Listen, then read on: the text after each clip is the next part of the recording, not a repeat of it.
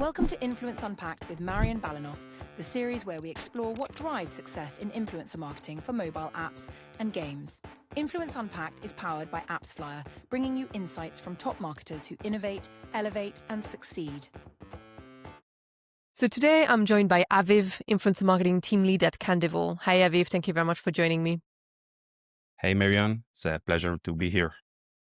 So we met actually at US Society in London a month ago. You were thinking I was working at AppsFlyer. I'm actually not. I'm a consultant. That's right. Doing influencer That's marketing. right. But we've had such an interesting conversation about influencer marketing and the campaigns that you run at Candivore that I thought you would be an amazing guest for this podcast. So before we deep dive into the strategy and everything that you're doing at Candivore, can you present yourself and the game that you're also marketing? Sure. Again, it's a pleasure to be here. Thanks for the opportunity. So I'm Aviv Vidro. I'm managing and leading the influencer marketing activities at Candivore. Candivore is an Israeli mobile gaming company founded at 2018. And we have like the top match-free game in the world, Matchmasters. This is our That everybody knows. leading. Yeah, for sure. And if no, you're more than welcome to download it. And I'm part of the marketing team and leading the influencer marketing team. So you're saying already something that's very important and interesting. You're leading an influencer marketing team. And it's really not often that I actually encounter people that have their own team. Can you just tell us about this setup and how did you come to actually have a team? So how many people, was it just you at the beginning? How did you grow? And then how did you get to the point where you actually had a team? Sure. So actually, I'm joined to an existing influencer marketing team. Before I joined Candivore, they used to manage a lot of influencer activity. And by the way, it was the first recruiting for the marketing team in Candivore was influencer marketing manager. Wow.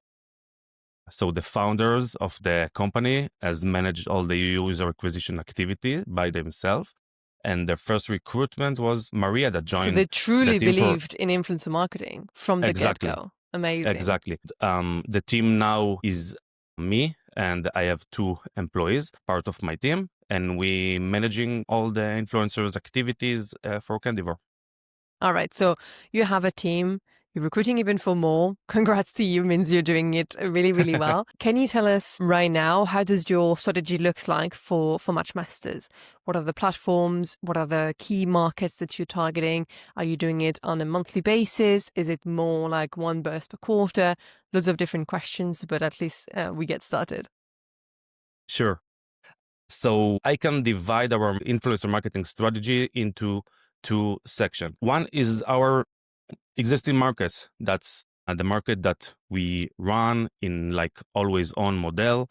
These markets provide usually very good results. We know that we work with the same agency and sometimes with the same creator time after time and like developing these markets more, but this is like the main and existing markets. And the second hand, we have the penetration market or the test market. We want to expand our marketing activities into other countries, and we try to develop them and run campaigns in these markets. And when the market provide good results, it's like switching to the existing markets, and we try kind of always on campaigns. Before we deep dive into the platforms, the type of format and everything, you've mentioned 2 sort of tracks. One are your key markets that you have always on. But from our previous conversations, I know there are a lot of markets in that category already. Can you sort of list us or give us an understanding of where you're at? Because in many companies, key markets is English-speaking countries, mostly the US. And I know that's not your case, and I find it very interesting. Sure. So in general, for Matchmasters, US is the top market for sure. It's the same, I guess, for all the other mobile gaming companies. But for the influencer marketing, we have few markets that is rising above all. It's Romania, Poland, Hungary, like Eastern Europe countries, and also Israel that joined to this kind of group the last year because they in Israel, we provide very good results. And yes, we try to develop more countries, but like this is the core markets that we focused on. So that's really interesting because I've worked with many games for a very long time that I've been doing influencer marketing for a long time. So at some points, you reach actually the point where it's hard to keep scaling in a certain country, for example, the US. And so that's where you're like, okay, well, I'm going to expand either other platforms or other geos. So I've looked a lot into other geos, and the ones that you've mentioned, like Romania, Poland, Hungary, and obviously Israel, are markets that I've never had a game for which the LTV was high enough to compensate for the price of the influencers. So my question to you is more about, how do you make it work? Is it like an incredible conversion rate and people are really so engaged that you get more than the installs that you need? Or is it like the LTV of your game in those geos is actually more than the average LTVs of other games in that geo type thing? Yeah. So first, Marion, it's a great question. And I think it's a mix between smart and wise campaign and influencer strategies and very strong develop and monetization team that provide the best experience for the users in the app. When you download the app and play, it's first there's the competitive element, which is not available in other apps. And also there's like a progression that keep you play the game more and more and keep you engaging in the game, and you like want to reach the top trophies amount and like unpack the other boosters and stuff. So it's like a mix. And in terms, if we spoke and dive deep into the influencer marketing strategies, so we are not just like, hey, it's not promoting like, hey, download the game. We run usually some giveaways and in-app event that make the user be competitive, keep playing until they can win the big prize. Okay. Can you run me through that? So let's say I'm someone following an influencer, whatever influencer on whatever social media platform you're telling me. I'm seeing the content. What does it look like? And what's sort of my user journey to get to actually I'm deciding to download Matchmasters because whatever I'm seeing is appealing. Yeah, sure. So one of the unique things in the influencer marketing strategy in Candivore is that we have like a complete funnel from the promotion until the user is playing the game. What does it mean? It means that the influencer, and let's take an example for YouTube promotion. So the influencer promote the game and share the link in the description. When the user click on the link, he leads to the App Store and download the game. When he download the game, directly he will see a dedicated pop-up with. But before you even download the game, why would I download the game?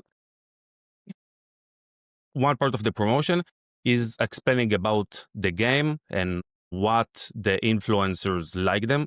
It's really important for me personally that they will be authentic. And the other thing is the in-app event, which is the star race. So if you want, I can explain more about That would be the amazing. giveaway activities. Okay, let's go from the first for the funnel. The user is clicking the link, download the app, and then he gets like a dedicated pop-up. Sometimes the pop-up is dedicated for the influencer. For example, Daniel Kirsty is one of our top creators, so it could be like Daniel Kirsty Star Race.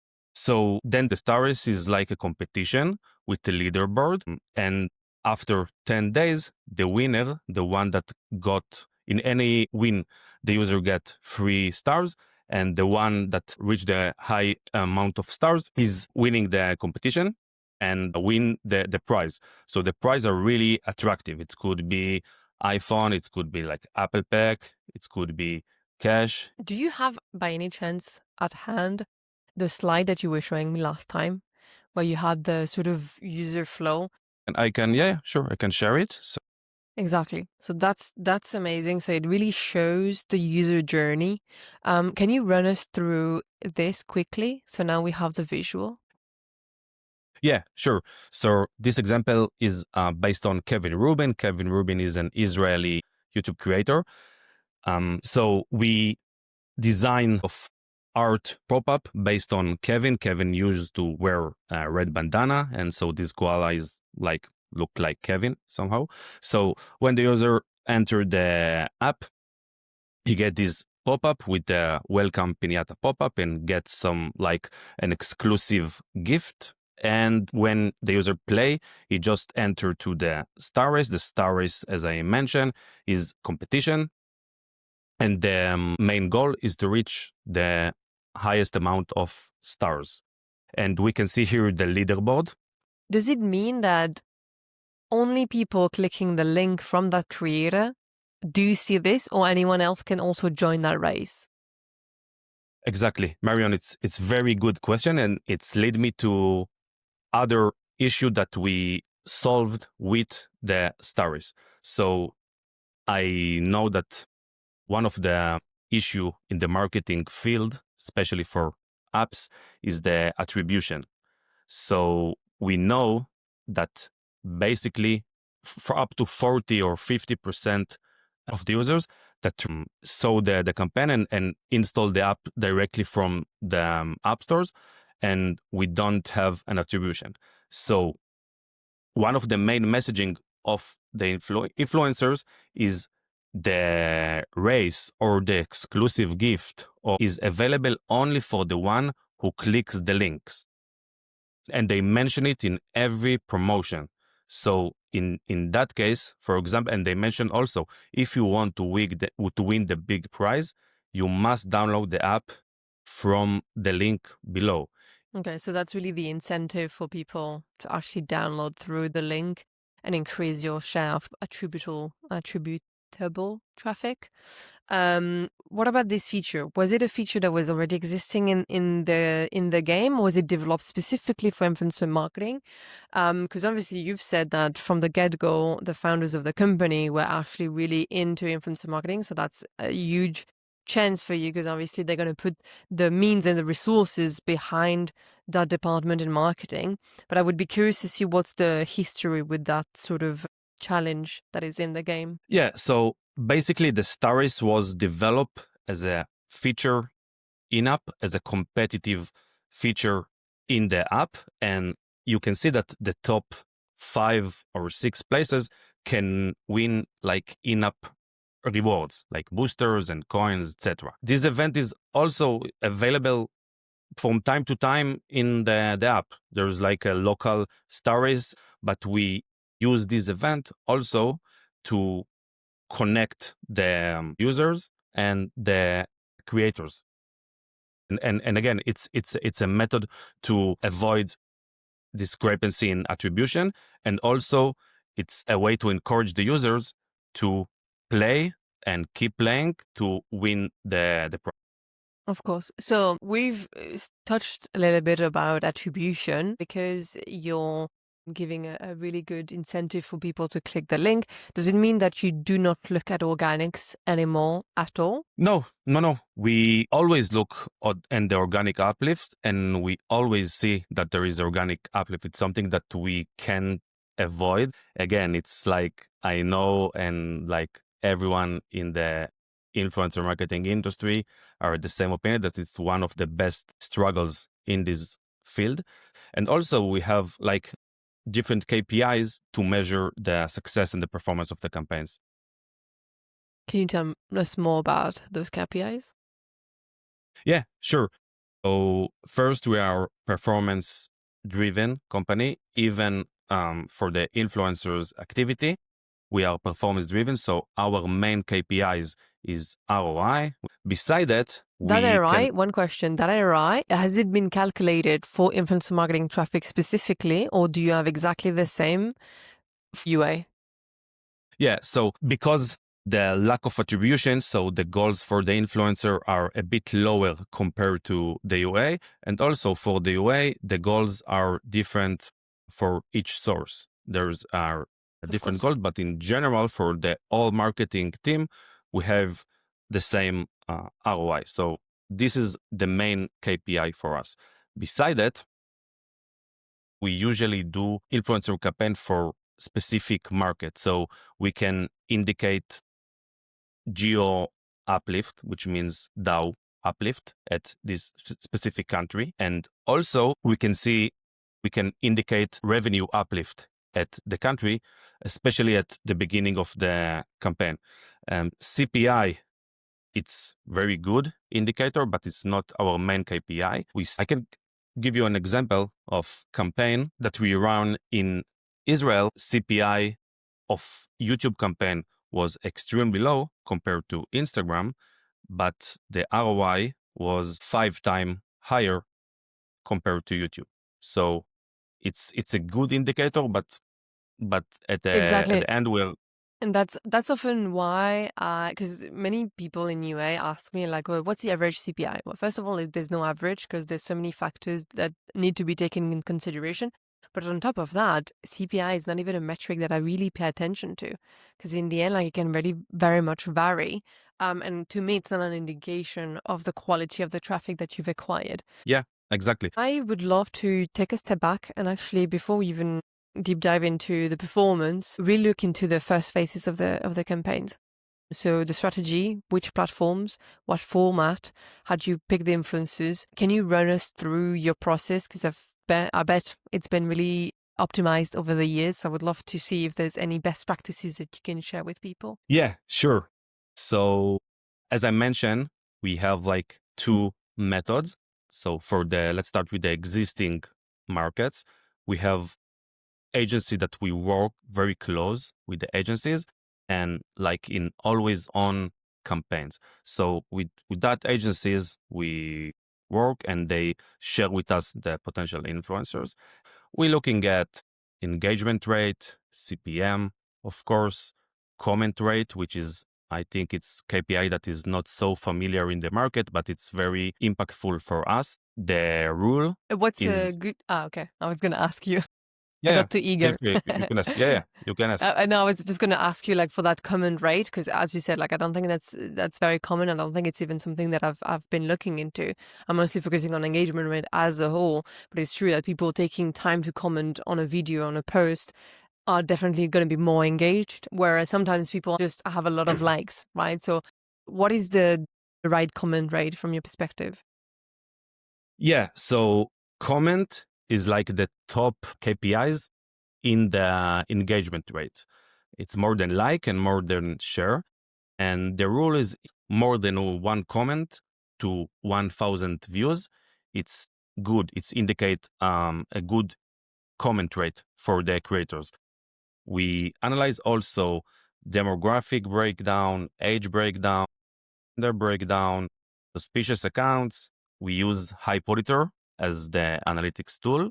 So we take all these metrics and choose the best influencer. Then we start with negotiation. It's a very critical part in the process.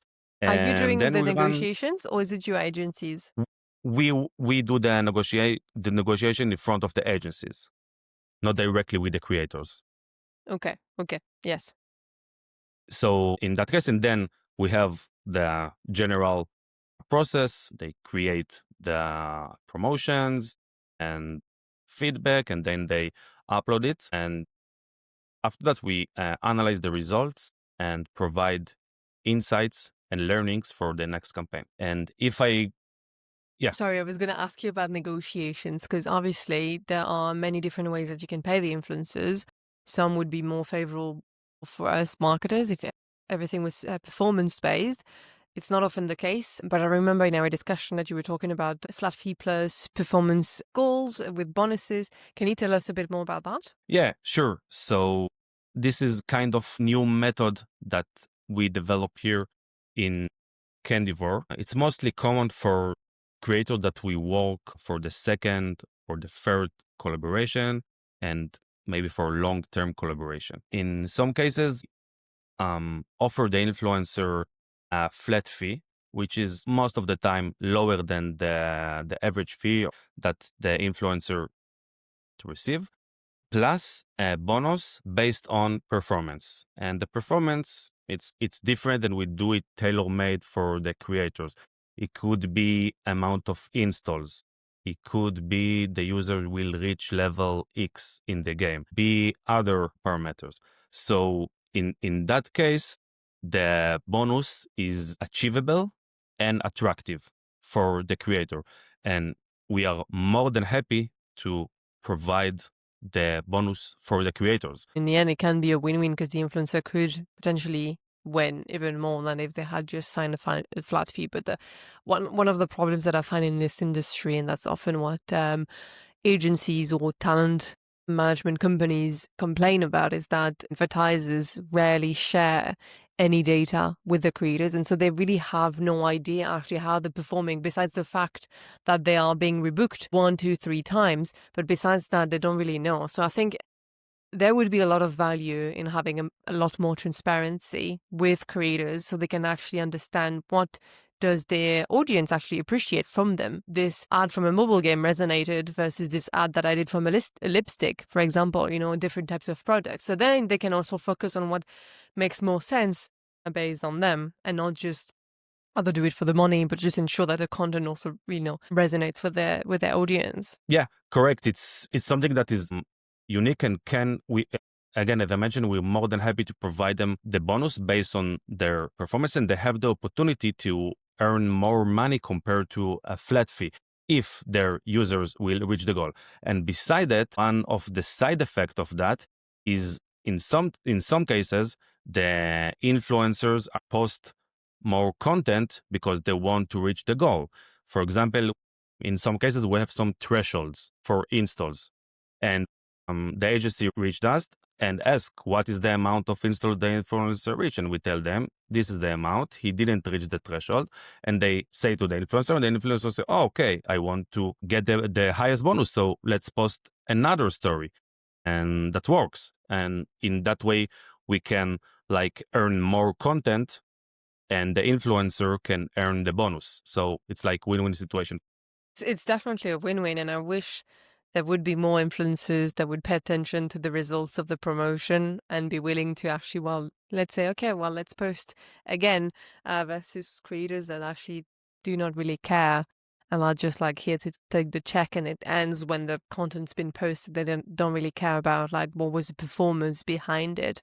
But that's also another topic, and I think it comes down to all the brands that are doing branding, and where the only KPIs that they look at are views and engagement. But anyway, it's another topic. You mentioned at the beginning affiliation. Is this something you've started already? Yeah, we actually in the initial phases of affiliate program. It's something that we launching during these days. It's still immature on our platform, and we know that a lot of other mobile gaming companies do that, and we start develop it internally in Candivore, leading by me. And yeah, I don't have much to share yet, Of course, because we still investigating and starting it. But in this type of promotion is I think it's like a combination between influencers or creators marketing and CPE campaign, because in the affiliate, the creators are paid based on the performance of their users and without any flat fee. and so you're saying that you're building this internally, so I guess it's going to be your internal platform, but then how do you find creators? How are they creating content? Yeah, sure. So at the beginning, we working with an agency that specializes in affiliate marketing, and we use external tool of managing the affiliate that calls Everflow. And first, we will work with the agency, and after, I hope when the activity will expand and increase, first, I'm sure that creators and influencers will reach directly to us and ask to participate and promote the game. On the other end, we can get the method how to reach the creators, and it's not only creators, it's also publishers that can be affiliate. So yeah, that's could be a mix between them, but it's a process. It will take time, but I'm totally believe in this type of marketing strategy.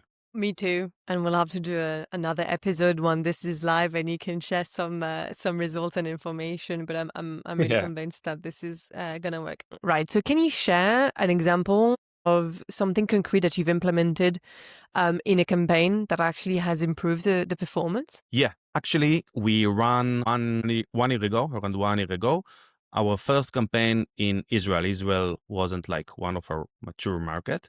And based on our experience with other geos, we know that YouTube provide better result compared to Instagram.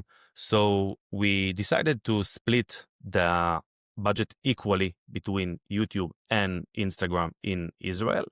And we hope and thought that YouTube provide much better results.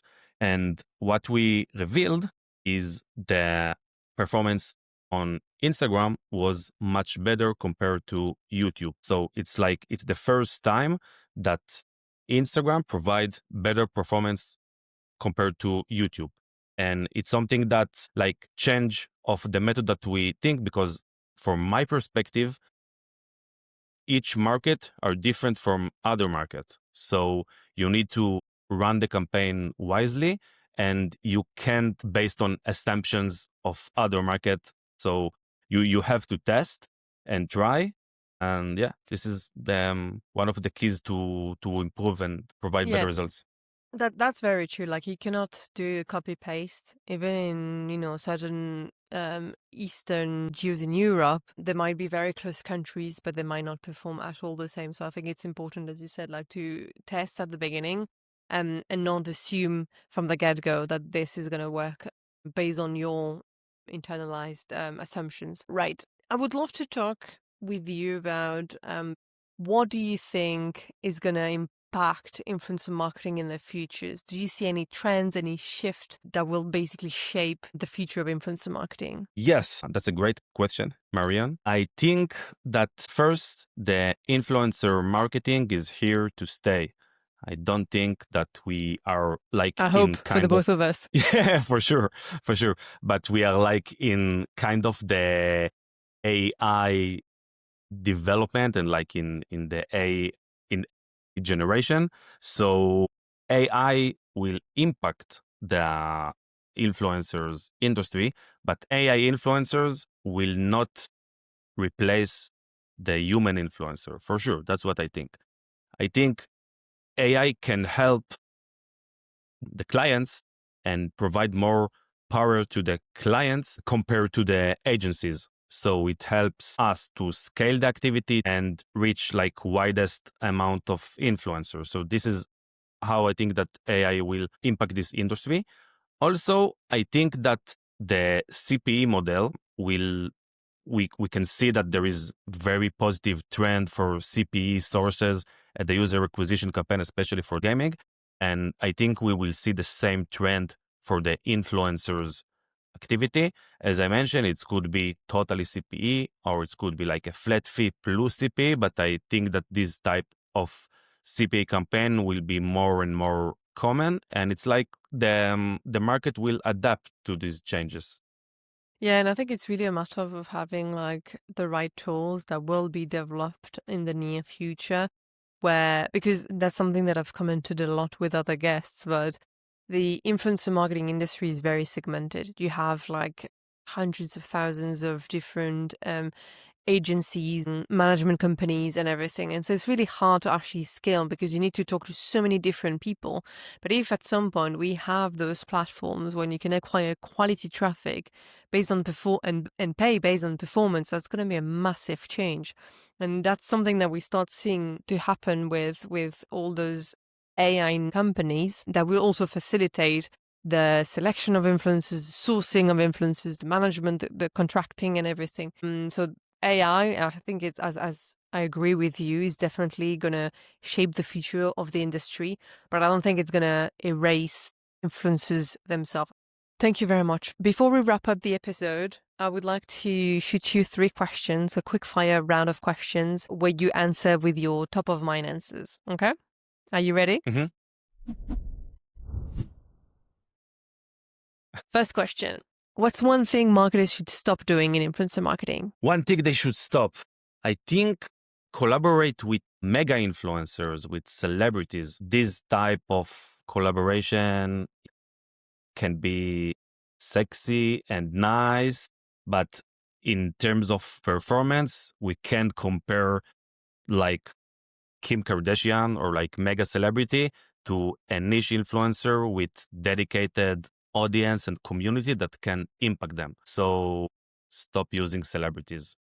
I couldn't agree more with you, and I've actually wrote an article. Sorry, all the celebrities. Yeah. Sorry, all the celebrities. I mean, depends on the goal of your campaign, right? If it is branding and you want to have a nice face attached to your game or your app or your product, great. If then you're looking into performance, not so great. Exactly. Second question. What's one strategy, tool, or tactic that you think marketers should start applying today? So it's more than tactic compared to strategy, but negotiation, for sure. Negotiation is critical part because the influencer industry is like a jungle. Okay, there is no right price for There's no all of them, and no playbook. no benchmark. Exactly. The CPM is insane, and the price get higher and higher. So with good negotiation, you can decrease the total cost by 40 or 50%, and it's happened to us for the whole campaign. So I yeah. confirm. Yeah. Yeah. Negotiations always negotiate, because you can see sometimes, price drop by 50%, and that's obviously non-neglectable. Right. My last question. What's one proven approach that you think marketers should continue using for long-term success? I think that transform vendors into real partners could be key to success. If you generate good relationship with your vendors, your agencies, they will do anything for you. It could be negotiation. It could be more strict with the creators, and they can like feel part of the company. So you can kind of recruit them and feel like you are working at the same company because you have the same goal. We have mutual goal that the campaign will be successful. So if you treat them and use them and act like they're part of your team, I think the results will be much better. I absolutely love this. What does it mean concretely? Does it mean like they're coming to your office to visit, you're going to theirs, you have dinner from time to time? Like, what does it look like? Yeah, so it depends. We are based in Israel. So with the agency that we work in Israel, we meeting with them face to face. And for the agency abroad, we have weekly meetings and one-on-one meetings. And we like share with them a lot of relevant data. And again, treat them like a friend, like a strategic partners. And for sure, I know that they will negotiate and be strict if it's needed, and do and represent our needs in front of the influencer. No, definitely. I think it's very important. And often people think that the agencies that they're working with, the fact is that they're working with them, but as you said, like, you do not share the data, you do not take them seriously, or you don't think they have the best intentions. And so that's often harming the relationship that you have with them. Anyway, thank you so much, Aviv, for sharing so much with us today. I feel like we also have a lot more to talk about. At some point, we might do another episode once you have your affiliation program that's up and running, and we can discuss so many other things in more detail. But again, thank you very much. Where can people find you and learn more about what you do? You can add me on LinkedIn. You can search Aviv Vidro, and feel free to download Matchmasters as well. And we'll put a link in the description, which is going to be a link to this podcast, so people can download it, and it can be attributed to influencer marketing. That's what we want. For sure. No giveaway, sorry. No giveaway this time. Next time. We'll have to organize it for the next episode. Yeah, I'll think about it. All right, so that's it for today's episode of Influence Unpacked. If you found this helpful, don't forget to like, share, and follow for quick actionable tips on influencer marketing for mobile games and apps. And if you're looking to dive deeper, check out my guide on the AppsFlyer website. It covers everything from setting up your first campaign to best practices and tools to measure your success. You'll find the link in the post, and I'll see you next time. Thank you again, Aviv. Thank you very much, Cheers. Marion. It was a pleasure.